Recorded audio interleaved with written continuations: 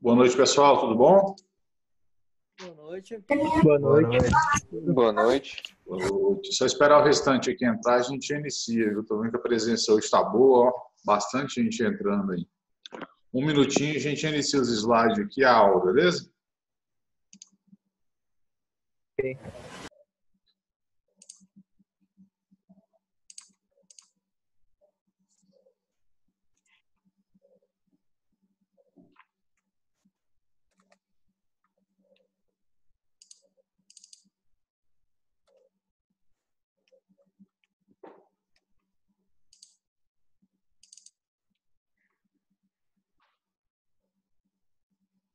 Vocês tiveram facilidade em fazer atividade aí? Mais ou menos. Eu tenho uma dificuldadezinha com frente. É fácil. Tranquilo, mas o que tiver de dificuldade, a gente tira aqui agora e bola para frente. Vou estar iniciando, parece que todo mundo que estava para entrar já entrou, não estou vendo ninguém mais aqui no chat pedindo entrada. Então vamos começar justamente corrigindo a atividade que eu passei para a última aula. Pessoal, quem não enviou atividade, façam um favor de me enviar até o final da aula, tá? Essas atividades de vocês, eu deixo elas todas arquivadas na pasta de vocês e elas são avaliadas depois, são avaliativas. Tranquilo? Certinho. Então, beleza. A primeira atividade aí era dizer o seguinte, a número 1. Explica a diferença entre corrente contínua e corrente alternada. Quem pode responder para a gente?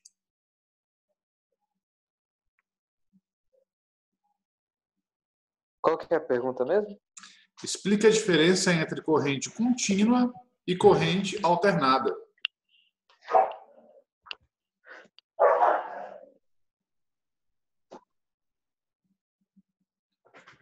E aí, vamos lá, gente? Fernando, corrente contínua significa que ela se move num único sentido. Agora, alternada, ela muda de direção constantemente. Assim? Exatamente. Ela existe uma mudança. Ela vai e volta. Um momento ela é positiva, um momento ela é negativa, né? A corrente contínua, ela é sempre ou positiva ou negativa. Ela não vai estar tendo essa variação, tá, pessoal? Então, essa aqui é a diferença entre corrente contínua e alternada. Alguém tem mais a acrescentar aí? Ficou claro para todo mundo a questão aí de corrente contínua, corrente alternada, qual que é a diferença? Para mim ficou. Ficou bem claro? Ninguém tem... Se tiverem dúvida, falem, não vamos passar batido, não. Vamos lá, então, para a segunda. Bom que ela vai até ajudar a confirmar se nós entendemos mesmo ou não. Dê exemplo de aparelhos eletrônicos e eletrodomésticos que usam corrente contínua. O que vocês têm para a gente? Tudo que tem pilha ou bateria que fica rodando por dentro dela, por exemplo, um telefone, um controle remoto. Vai estar utilizando a corrente contínua, né? Uhum. Isso. Ótimo. O que mais que a gente utiliza no dia a dia, corrente contínua? Computadores, impressoras e tudo mais. Justamente, sempre vai estar utilizando corrente contínua. Pessoal, de forma geral, tudo que utiliza corrente contínua, ele vai ter uma fonte de alimentação. Por que ele vai ter uma fonte de alimentação? Porque ele tem que pegar a corrente que chega no eletrodoméstico, né, da tomada, ele pega essa corrente que chega, ela chega variando, não é contínua, é alternada, né? E ele tem que transformar essa corrente em contínua. Por exemplo, o meu notebook, o que faz isso no notebook? É isso aqui, ó, a fonte de alimentação dele. Você não pode ligar um notebook direto na tomada, sem passar pela alimentação e ligar já na placa dele, porque senão viria tensão alternada. Então, estaria queimando o nosso notebook com certeza. Então, tudo que utiliza corrente contínua vai ter que ter algo para fazer essa conversão. Seja a fonte de alimentação do computador, seja a fonte de notebook, celular também, vocês já notaram que a gente tem aquela fontezinha para fazer o carregamento dele, né? Uhum. Então, tudo isso vai estar utilizando corrente contínua. Bem claro, pessoal? Tranquilo? Uhum. Certinho. Sim. Então, vamos para 3. A 3 já diz o inverso já. Dê exemplo de aparelhos eletrônicos e eletrodomésticos que usem corrente alternada. Desse daí eu só consegui lembrar do transformador. Transformador. E ele... Sim. Geladeira, aparelho de som. O que mais? Eu não lembro mais, não. Tem um motor de tipo liquidificador. Muitos aparelhos, às ventilador. vezes, até eletrodomésticos, eu já vi inclusive uma geladeira uma vez, eu achei interessante. Ela tinha uma placa dentro dela que fazia essa conversão da corrente alternada para contínua, para a geladeira usar a contínua. Mas, de forma geral, tudo que não tem uma fonte ou uma placa para fazer essa transformação vai estar utilizando a corrente alternada, né? Como o nosso colega falou aí, o transformador ele utiliza corrente alternada. Geladeira, a maioria recebe e consegue trabalhar com essa corrente alternada. Mas depois que eu vi essa que tinha essa placa, então nada é 100% certo. Quando alguém te pergunta, tenho tal aparelho, estou querendo saber se é corrente contínua ou alternada, qual que é a melhor forma de você verificar isso? É pesquisar a ficha técnica. Hoje, qualquer aparelho, pessoal, você pesquisa na internet, ficha técnica, modelo tal, e você consegue ter todas as informações. Então, essa é uma forma de você sair do achismo e ter uma informação correta. Porque não é possível que na ficha técnica do aparelho o próprio fabricante vai vir isso errado, né? Alguma dúvida mais? Mais algum exemplo? Não. A gente tem também o exemplo da máquina de lavar, que trabalha com corrente alternada, viu? Deixa eu só confirmar aqui. Alguém está fazendo pergunta no chat. Chuveiro sim. O chuveiro ele trabalha com corrente alternada também. Tá? Ele não tem nenhuma fonte, nada que transforme isso em corrente contínua, não. Por que o chuveiro trabalha com corrente alternada, sendo que ele tem 2 cabos e geralmente a gente entende que um cabo é positivo ou negativo? O que funciona? Esses cabos eles vêm variando. No momento ele é positivo, igual eu tinha mostrado para vocês o gráfico na última aula, vocês lembram? E no momento ele está como negativo. Quando um dos cabos estiver enviando positivo, o outro vai estar enviando negativo. E assim por diante. Quando o de baixo passar para positivo, o de cima vai passar para negativo. Então vai vir alternando. Por isso que você não tem problema de funcionamento. Claro isso também? Fernando, Sim? mas no caso do chuveiro, a maioria, pelo menos dos antigos, contém resistência dentro. O que exatamente a resistência faz? Além de esquentar, como é feito isso? Basicamente, você falou o básico do chuveiro, esquentar, o básico da resistência. Como que se dá esse aquecimento da resistência? Polo positivo, polo negativo. Quando que eu encosto um polo positivo no negativo, acontece o quê? Geralmente está fagulha ou fogo, correto? Dá muita tensão. A função da resistência ela é juntar essa tensão para sobreaquecer, ela não deixa dar um estouro, né? Mas a função dela é juntar o positivo e o negativo para aumentar a temperatura daquela parte de metal ali que é a resistência.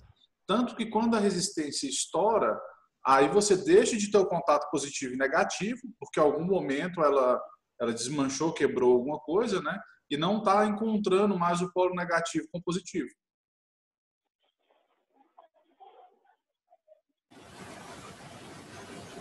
Legal, obrigado. Algo muito interessante de fazer, eu já fiz aqui em casa uma vez, às vezes acontece de à noite, quando você não tem recurso, o seu chuveiro vai lá e queima, né?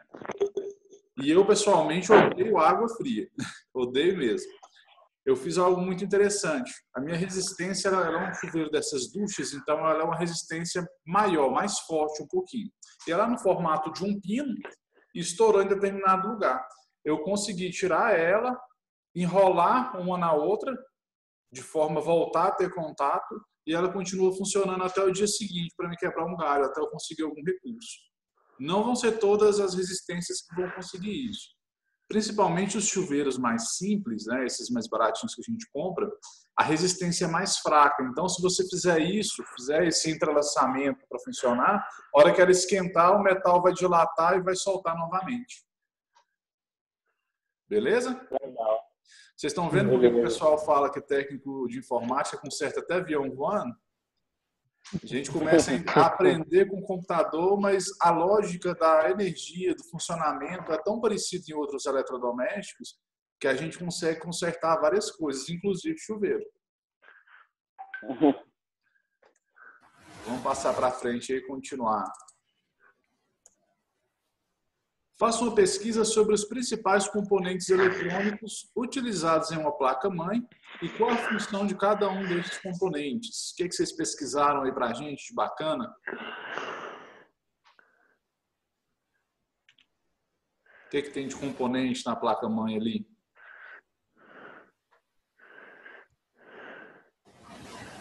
Nada, pessoal. Vamos lá.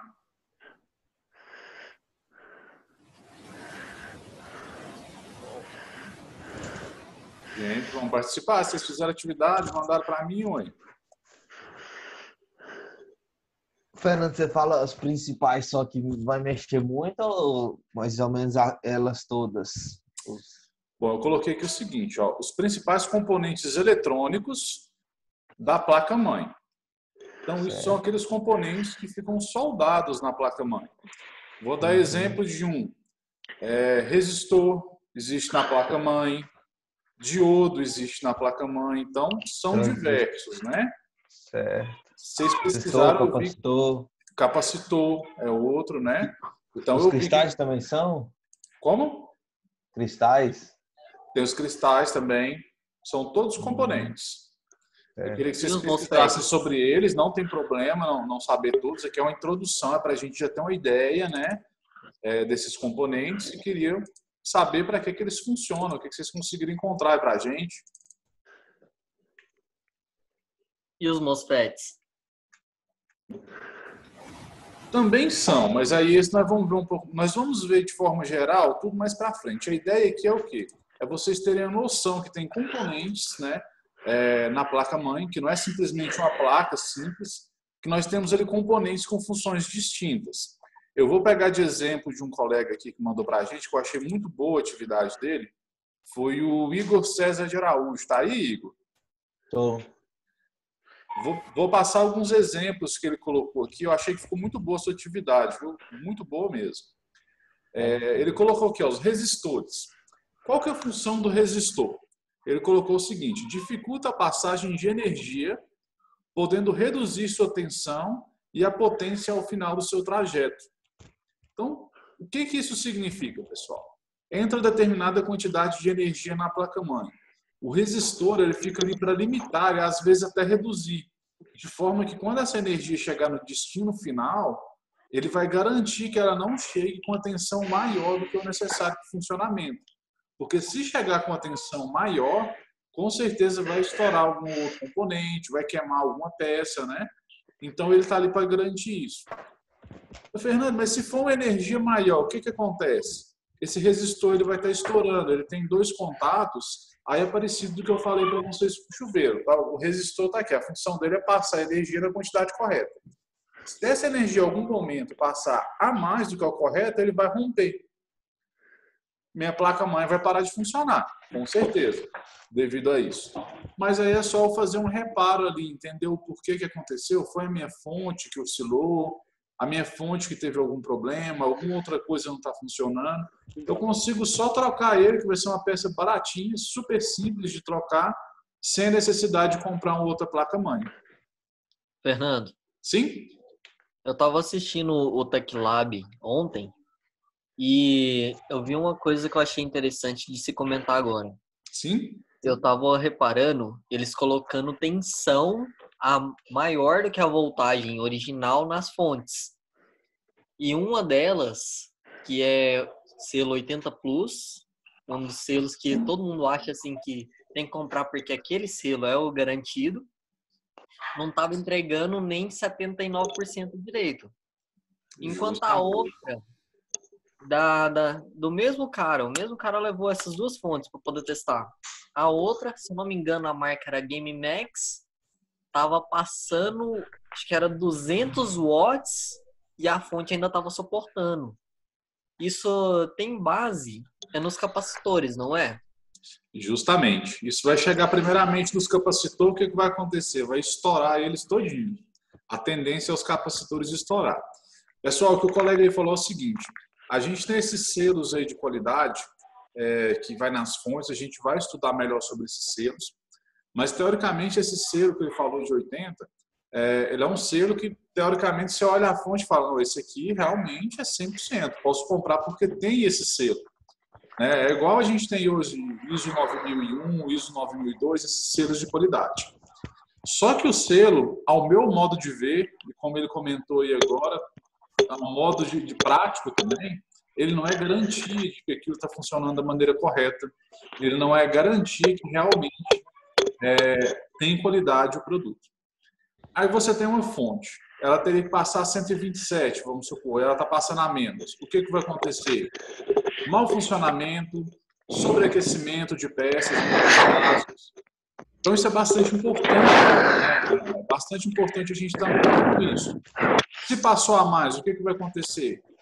A placa-mãe ela é preparada para estourar alguns componentes de forma... Pessoal, algum áudio aí está chiando bastante, vocês podem ver o que é, por favor?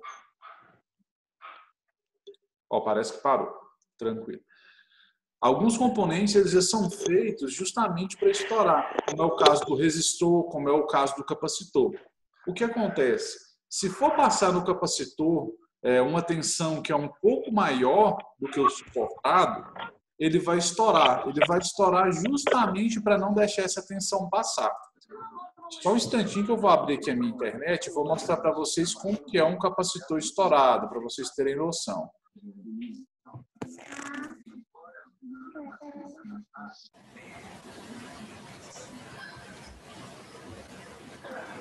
Fernando, quando um capacitor estoura, solta um líquido, não é mesmo? Geralmente sai um líquidozinho dele. Sim, esse líquido pode danificar alguma outra peça da placa? Ou... Nunca vi caso de danificar, não. Apesar dele ser um líquido um pouco corrosivo, geralmente o que acontece? Ele é corrosivo, mas com o tempo. Geralmente, quando o computador dá algum defeito que estoura o capacitor, ele para de funcionar alguma coisa na hora.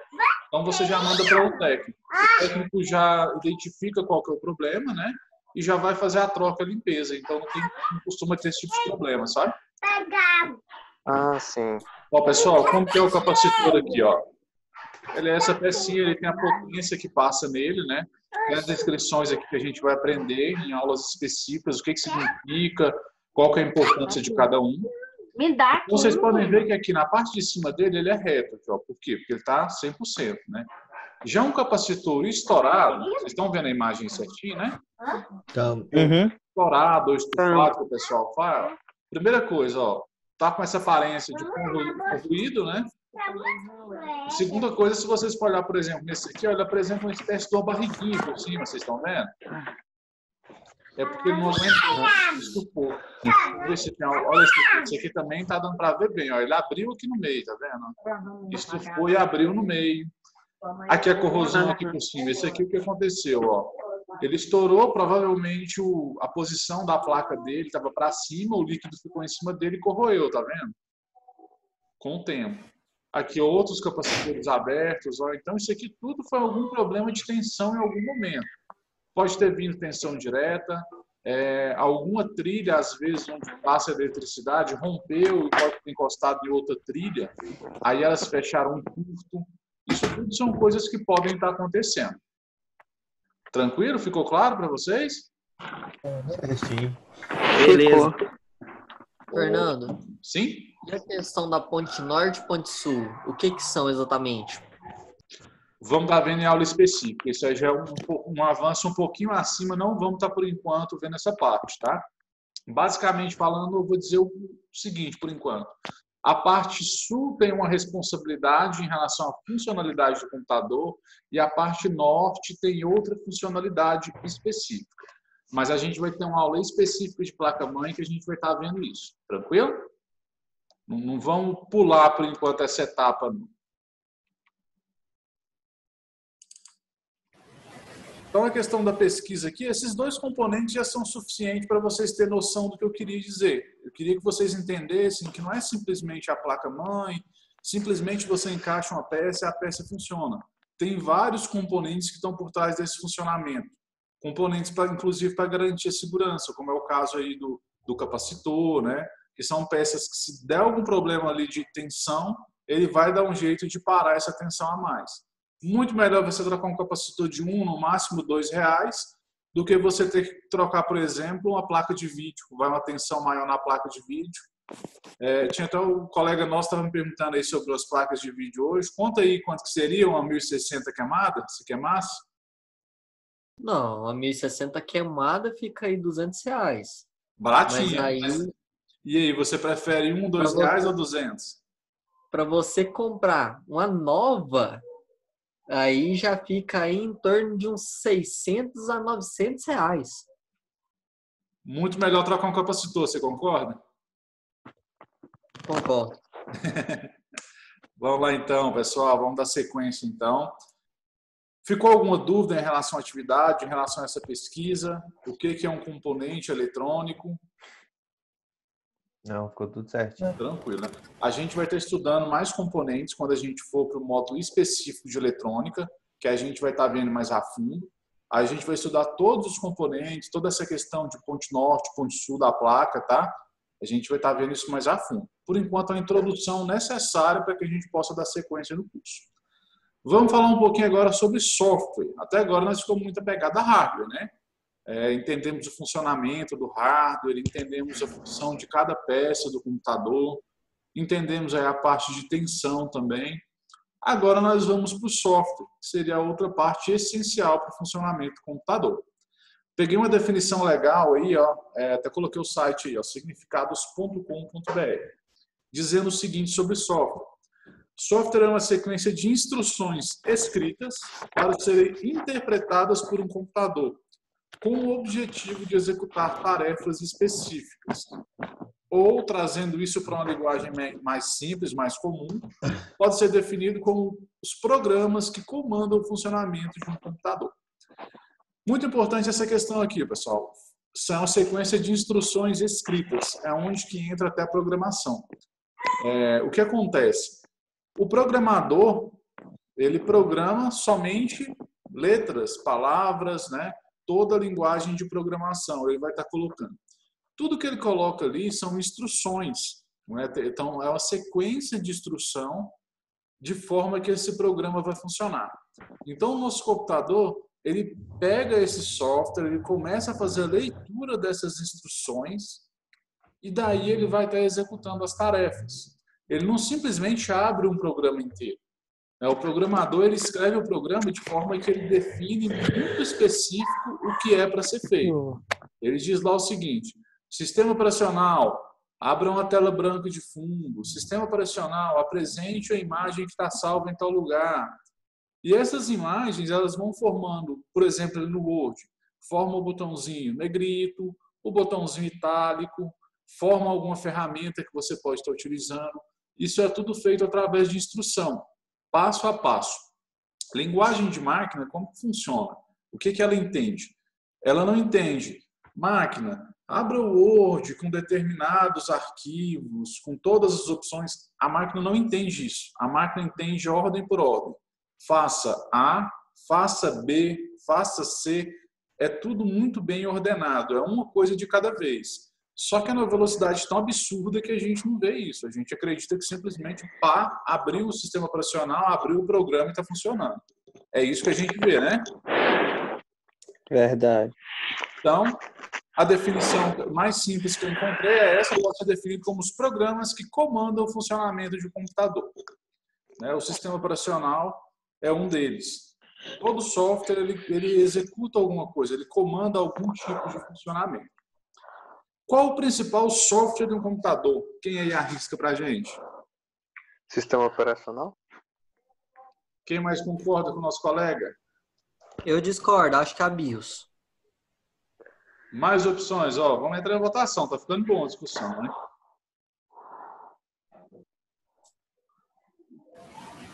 Quem aí concorda com um, com o outro? Quem tem mais Mais alguma outra sugestão? Falar qual que é o software de um computador principal? Eu concordo com o da BIOS, Fernando. Você concorda com o da BIOS também? É, Mais alguém para votar? Vamos lá, pessoal. Da BIOS também? Então, vamos lá, vamos revelar a resposta. O software mais importante é o software da BIOS. Vocês já viram essa telinha aí, alguma dessas duas telinhas aí? Ó? Já. Sim.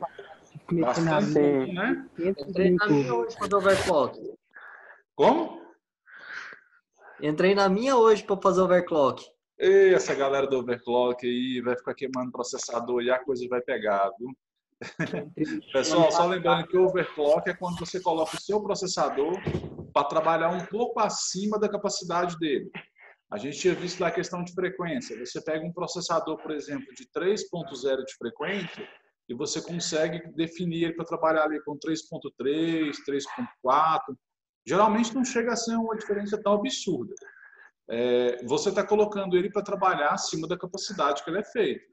Então, automaticamente, você está dizendo que vale o risco. Você está assumindo o risco por conta própria. Em alguns casos específicos, quando é necessário, é bom se ter essa opção. Eu prefiro evitar ela quando possível. Mas tem o pessoal igual o colega nosso aí, que se não fizer um overclock por dia, ele não sobrevive, não. Ele não dá conta, não. Não exagera não, Fernando. Né? Você pensa que eu não sei. O cara, quando ele fala, eu fiz um overclock, você já sabe que ele quer colocar o negócio para fritar mesmo, para trabalhar no máximo possível. Para moer. Para moer, justamente. Muito assertivo o comentário, é para moer mesmo. Então vamos lá. O que é esse software da BIOS? O sistema básico de entrada e saída, que é o que ele é um sistema básico para entrada e saída, é um aplicativo responsável pela execução de várias tarefas executadas no momento que você liga o computador até o carregamento do sistema operacional da máquina. Pessoal, é o seguinte, às vezes você vira e fala assim, nossa, meu computador ele está aberto só com Word e ele está lento, ele está só com internet e está lento. Mas isso é o que você está vendo na tela, o que está sendo apresentado para você. Por trás das cortinas, por trás dos bastidores, tem uma quantidade imensa de software, de coisas sendo executadas que a gente não tem noção. E esse software da BIOS, ele é isso. Você não vê tarefas sendo executadas no momento que está iniciando o computador. Geralmente apresenta uma tela preta com o nome da placa-mãe, né, da marca da placa-mãe, algo assim.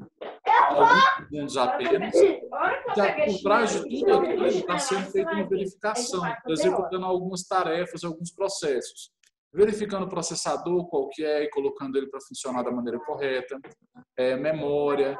Várias execuções estão sendo feitas para ver se todas as memórias estão funcionando. Tem alguns softwares de BIOS que eles são programados de forma que se você tem 2 pentes de memória, por exemplo, e um deles está com defeito, ele vai apitar e não vai passar para frente, ele não vai deixar iniciar o sistema operacional. Já tem alguns que vai dar um bip, aparecer algum problema de erro e vai colocar para frente.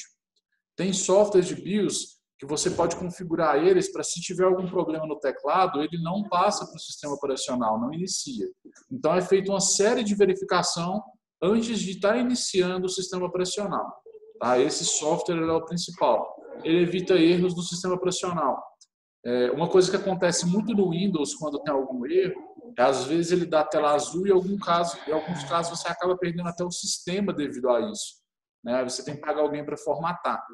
Então, uma das ideias da BIOS é justamente essa, proteger o sistema operacional. Se tem algo errado, eu não deixo iniciar o sistema operacional. Né? Diante desse fato de eu não deixar iniciar o sistema operacional, eu vou estar protegendo ele. Eu vou garantir que ele não tenha nenhum erro, que não corrompa nenhum arquivo. Ficou claro isso? Uhum. Sim. Beleza. Vamos estar vendo aqui. Pode falar? Me aconteceu esses dias, eu fiz overclock exatamente por conta disso. Do meu processador, ele é um FX 6300, é o 6-core. Certo. Eu abri o CPU-Z, ele estava falando que era 3 cores e 6 threads. Depois, eu fiz alternar Eu alternei o meu pente de memória RAM e fiz ele ficar dual channel e Certo? fiz overclock. Ele passou para 6 cores e 6 threads. Pode ser por acaso a BIOS ou alguma coisa assim? Pode ter sido alguma configuração da BIOS, tá? Tem alguns processadores que através da BIOS você consegue fazer o seguinte, limitar o processador. Por exemplo, vou usar de exemplo um i7 com 4 core e 8 threads. Eu vou lá e libero para funcionar somente 2 core, ou seja, somente 2 núcleos físicos, e automaticamente significa que o máximo que vai ter serão 2 núcleos simulados. Ou seja, o máximo vai chegar a 4 threads. Da mesma forma que você pode fazer o overclock, para você estar aumentando a sua velocidade, melhorando, você pode fazer o inverso, você pode estar limitando o seu processador. Agora, o motivo exato é curioso, porque geralmente ninguém costuma fazer isso, sabe? A não ser que às vezes algum curioso já foi lá, pessoal, às vezes vê aquela telinha da BIOS, acha bonita e sai mexendo em tudo, sabe? E aí quando ele sai dela, o computador está todo ruim, todo fraco, não está funcionando, normal. Tranquilo? Tranquilo, obrigado. Nada. Então vamos lá. Ao iniciar o PC, a BIOS faz uma varredura para identificar todos os componentes de hardware conectados na máquina. Só depois de todo esse processo de identificação é que a BIOS passa o controle para o sistema operacional e o boot acontece. O que seria boot, pessoal? Esse boot que acontece depois de toda essa verificação, viu que está certo, memória está funcionando, processador perfeito, mouse, teclado, tudo reconhecido. Vou mandar para o boot. O que seria o boot? Quem sabe dizer para a gente? O boot seria a inicialização do sistema. Exatamente, a inicialização do sistema. Vocês vão passar a ouvir muito isso. Eu vou dar um boot pelo pendrive. O boot pelo DVD e pelo CD agora ficou no passado, agora é mais pelo pendrive. Eu vou dar um boot pelo HD normal. O que seria esse boot? A inicialização do sistema, né? Quando eu já tenho um sistema instalado, eu configuro o boot para ser pelo HD. Automaticamente ele vai no HD, ele vai procurar os arquivos do sistema operacional e vai estar iniciando, seja Windows, Linux, Mac, etc. Quando eu não tenho nada instalado, eu vou através lá da BIOS configurar o boot para um pendrive, por exemplo, onde eu tenho os arquivos de instalação do Windows, né? E ele vai estar iniciando o sistema através dos arquivos de instalação que eu tenho no pendrive. Só que aí ele não vai aparecer o Windows pronto para uso, né? Ele vai aparecer o sistema de instalação. Então, o boot significa inicialização de sistema, tá? Então, a BIOS faz a verificação, tá tudo ok, ela passa para o boot, ela passa para a inicialização do sistema e é quando aparece a tela do Windows carregando para a gente. Ok? Vamos falar agora aí sobre algumas opções da BIOS. Para a gente entender a importância. Tem milhares de coisas que a gente pode fazer na BIOS. São várias coisas que a gente pode estar mudando. Algumas úteis, outras nem tão úteis assim. Então, assim, eu vou só dar um resumo aqui para a gente estar entendendo a importância e coisas que provavelmente alguns de vocês não tinham conhecimento de onde faz a alteração, onde modifica, já vai estar entendendo agora. A BIOS, geralmente, quando eu quero acessar ela, em computadores de mesa, 90% dos casos, quando você aperta o botão de power, você já pode ficar apertando ele delete, que você vai estar entrando na BIOS. Quando é notebook, acaba tendo uma variação. Alguns você aperta F12, alguns é F8, e você consegue estar acessando o menu da BIOS. A maioria, acredito que tem sido F12 ainda, mas alguns é F8, já vi F10 também, depende da marca da placa-mãe. Uma das opções, verificar e alterar data e hora. Algum de vocês já passou pelo inconveniente da data e hora estar errada e você vai ali acessar a internet e aí fica dando problema, falando que o site não é seguro, você tenta entrar e ele não te permite fazer o acesso ao site. Já tiveram esse inconveniente, já? Sim, já. Acho que todo mundo deve ter passado. Pela bateria que segura a carga da BIOS. Justamente. Na placa-mãe nós temos ali uma bateriazinha pequena, do tamanho de uma moeda de R$1, aproximadamente 50 centavos. Essa bateria, a responsabilidade dela é segurar as configurações básicas da BIOS.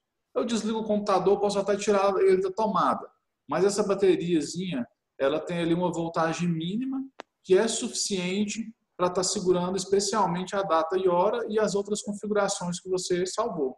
Se não me engano, é 3.0 essa bateria, 3.2 volts, uma coisa assim. É uma bateriazinha com uma voltagem bem pequena. Se essa bateria acabar, automaticamente, quando você desligou o computador, o que vai acontecer? Vai perder as configurações da BIOS. Entre essas configurações, a data e hora. Geralmente, quando você vai iniciar o sistema e essa bateria ela acabou, o sistema já entende que os dados voltaram ao padrão de fábrica, né? E ele já vai te apresentar uma tela preta falando que tem algum erro ali. Você vai lá, faz a troca dessa bateria, é super simples. Você não gasta nada para trocar a bateria, até na mão você consegue trocar. Se quiser ser uma pessoa um pouquinho mais segura, uma chavinha de fenda só para destravar a bateria, você faz a troca dela e entra na BIOS novamente. Lá você vai fazer a configuração de data e hora, as outras configurações básicas e não vai mais estar perdendo enquanto essa nova bateria não voltar a descarregar. Outra opção bacana aí, ó, verificar o hardware do computador. Acabei de comprar um computador agora, o vendedor me entregou, só que eu mandei montar esse computador. Eu não tenho sistema operacional. Como o vendedor colocou um lacre aqui, ele falou que eu não posso romper esse lacre, não posso abrir para me ver o que tem lá dentro, senão eu perco a garantia. Qual que é a forma de eu verificar? Entrando na BIOS. Eu entro na BIOS, eu vou ter as opções lá de ver qual que é o processador, qual que é a frequência desse processador, a opção que vocês nunca devem usar de fazer overclock, código overclock que é fria, memória, Olha a HD. sacanagem, hein? Não vou deixar essa galera cair no caminho negro igual você não, viu, cara? Esse caminho aí, ele é meio negro, ele não tem volta, não. A Então, ideia do mal. você consegue ver ali HD, o tamanho do HD, se é só um HD, se são dois, se tem placa de vídeo, off-board, você consegue detectar também. Uma outra coisa legal, que é uma possibilidade de fazer, é você definir o que vai ser reservado para a memória de vídeo quando essa memória de vídeo é integrada.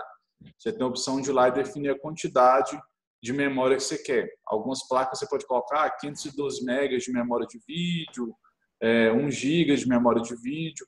É claro que aí você vai dar gargalo em outras peças do computador, né? Você vai estar usando do processador e provavelmente ele vai tirar da sua memória RAM para estar mantendo essa memória de vídeo. Mas existe essa opção também, tá? Pessoal, a aula está finalizando, essa primeira aula agora, ela está finalizando em 1 minuto. Então, antes de eu passar para o próximo aqui, para a gente não picar no meio da fala, eu já vou encerrar essa aula, tá? E vou passar um videozinho pequeno para vocês, acho que é em torno de 5 minutos, reforçando isso aqui que eu falei, enquanto ele faz o backup da nossa aula, que eu tenho que ter o backup dela, e a gente já volta continuando já no próximo quesito aqui do slide, beleza? Beleza. Já vou mandar para vocês o link do vídeo aí. Assim que estiver ok, já peço para vocês entrar novamente na segunda aula. Certinho. Valeu. Beleza.